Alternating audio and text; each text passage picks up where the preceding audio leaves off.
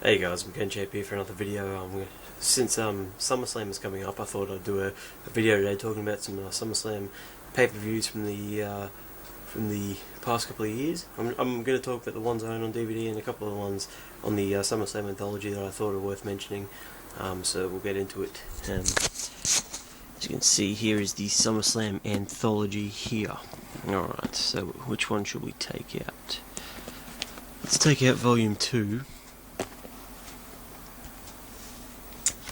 And this is 93 to 97, so the one I want to talk about on this one is 1994's SummerSlam, because it is one of my favourites. Bret Hart versus Owen Hart in a steel cage for the WWF Championship is truly an amazing match. There's not a lot of bad things you can say about this match. They go at it for 30 minutes. They got a lot of good chemistry in the ring together, pretty much because they're brothers. And Owen Hart was, I wouldn't say he was an underrated performer, but if he was still with us today, he probably would have become a WWE champion, and who knows, he probably would still be working in the WWE today. And there was also a good match on there with Razor Ramon and Diesel.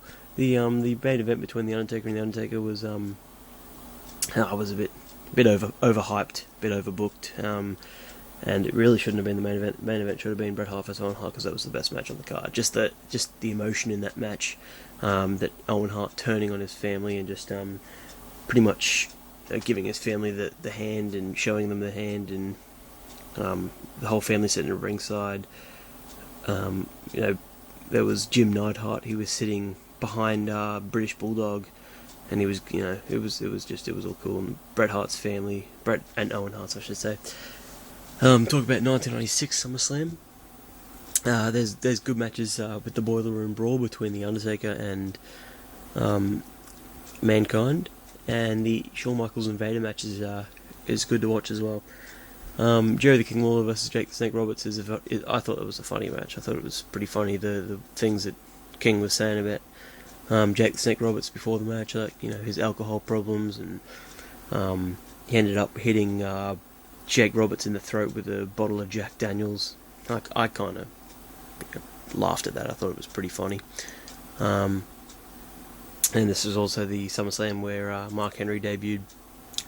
And of course, 97, you have the WWF Championship match with Undertaker and Bret Hart. Great match. And that's the night that Stone Cold broke his neck after a spike pile driver by Owen Hart. There's also some other good SummerSlams in there as well. 92 was good for the Bret Hart and British Bulldog at Wembley Stadium. That was a very, very good match. It was it for the Intercontinental Championship, and it was headlining the pay-per-view. There's not more you can say about that. You'd never get that these days with the Intercontinental title.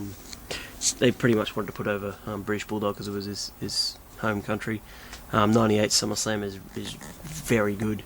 Very good SummerSlam. They worked very hard in that SummerSlam, because if you remember back in 98, they hyped up that SummerSlam so much with the Highway to Hell. You just wanted to watch Raw every week just to see what they were going to do next with the Undertaker and Kane and Austin. It was brilliant stuff. Now let's get on to the DVDs I own in separate format.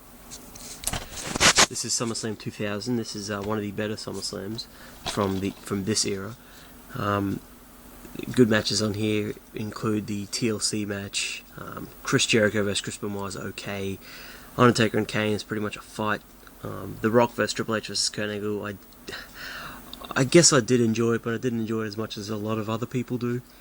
There's also a good match on here between Steve Blackman and Shane McMahon for the Hardcore Championship, where Shane McMahon climbs up the SummerSlam set, and he pretty much falls down, and pretty sick bump. It's pretty cool. There's a good stink face match on here between the Cat and Terry that you want to worth looking at.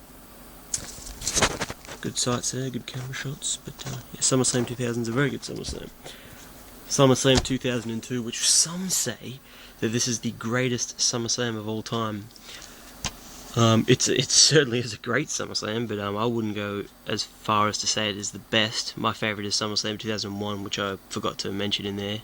SummerSlam 2001, of course, had brilliant match with Kurt Angle and Stone Cold Steve Austin that you just want to catch. It is just a freaking insane match.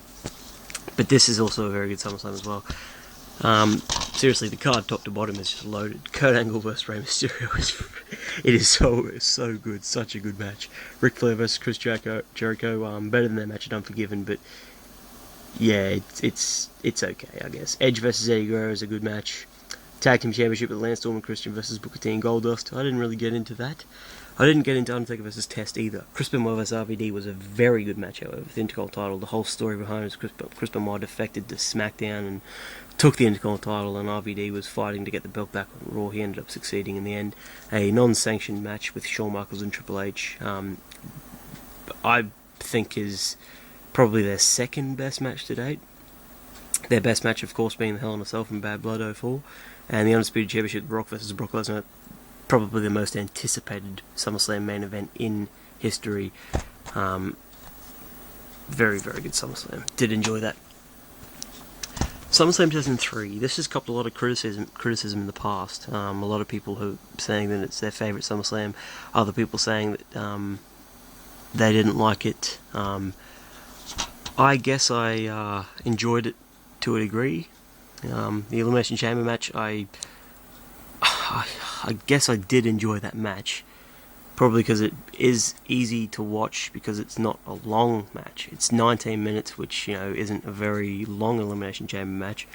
I just really loved watching it to see Goldberg just kick a whole heap of ass in this match. He spears Chris Jericho through the plexiglass. He does a jackhammer slam to Randy Orton. He pretty much dominates the whole match. He eliminates Chris Jericho, Randy Orton, and Shawn Michaels, and at the end, Triple H pretty much wins after a sledgehammer shot. Kurt Angle vs. Brock Lesnar, you got to catch that match as well. That's a very good match. It was Vince McMahon's birthday as well, and he ended up getting an angle slam on a steel chair at the end. Not a good way to spend your birthday. Very underrated match on this card is a Fatal 4-Way match for the United States Championship. I thought it was action everywhere. Tajiri put up a good showing in this match. And hell, even Rhino. Actually, all four men held their all in this match. Zach Allen vs. Matt Hardy didn't make its way onto pay-per-view because of the brutal beating that Zach Allen suffered at the hands of Brock Lesnar. And also Kane's brutal assault after he took his mask off, he just went insane. So SummerSlam 2003, it's okay. Got a good cover though. So SummerSlam 2004. Now, I didn't really get into this one. The crowd wasn't very enthusiastic during the whole event, which does take a lot away from it. There was pretty much two matches that were worth catching again, and that's pretty much Eddie Guerrero versus Kurt Angle and the main event between Chris Benoit and Randy Orton. Other than that, it's not really a very good SummerSlam. There is a very good spot on here with Matt Hardy and Kane, where Kane chokeslams Matt Hardy from the top turnbuckle, and that's about it. But Randy Orton captures his first World Heavyweight Championship in this SummerSlam, and I didn't get into it. There's a whole heap of extras, which is good. All the vignettes for the Olympic Games, SummerSlam, Let the Games Begin, whatever that whole thing, during the time of the 2004 Athens Games. SummerSlam 2006, I guess this was okay. Edge vs. John Cena is a very good match, and the I-Quit match between Ric Flair and Mick Foley is very bloody. Hulk Hogan vs. Randy Orton was a letdown. I actually thought it was going to be the main event, but it ended up not being hyped up that much. The Big Show vs. Sabu was pretty much a botch fest because Sabu botches everything he does, but other than that, SummerSlam 2006, it's okay. SummerSlam 2007, not really that good of a pay-per-view. This was pretty much a one-match card, and that was pretty much John Cena versus Randy Orton for the WWE Championship. Other than that, the rest of the card was pretty much shit. King Booker got buried in his match because Triple H had to return. Rey Mysterio's return was pretty much outshadowed by that man, Triple H. Kane versus Finlay was actually a pretty good opener. Mr. Kennedy was robbed. He didn't get the Intercontinental Championship like he should have. Diva Battle Royal, who cares? John Morrison versus CM Punk was a good match, but the crowd wasn't even into it. Great Khali versus Batista was a horror match. It was so disgusting to watch. And SummerSlam 2008, okay SummerSlam, it's good. Again, this is a one-match card, and that was Hell in a Cell, Undertaker vs. Edge. John Cena vs. Batista was okay. I think that's when John Cena hurt his neck when Batista did a powerbomb to him and in the corner of the ring. Shawn Michaels' announcement is worth watching for the end, where Chris Jericho punches his wife in the face and she gets a big fat lip. But the Hell in a Cell match is seriously awesome. They could have put some more extras on this, but anyway. guys, that's been my my opinions on SummerSlam. I hope this year's SummerSlam is good with the TLC match between CM Punk and Jeff Hardy. And if Triple H is going to take on Legacy, he'll probably get Shawn Michaels in there or something. I don't know. So guys, I'm kenchamp. See you guys later.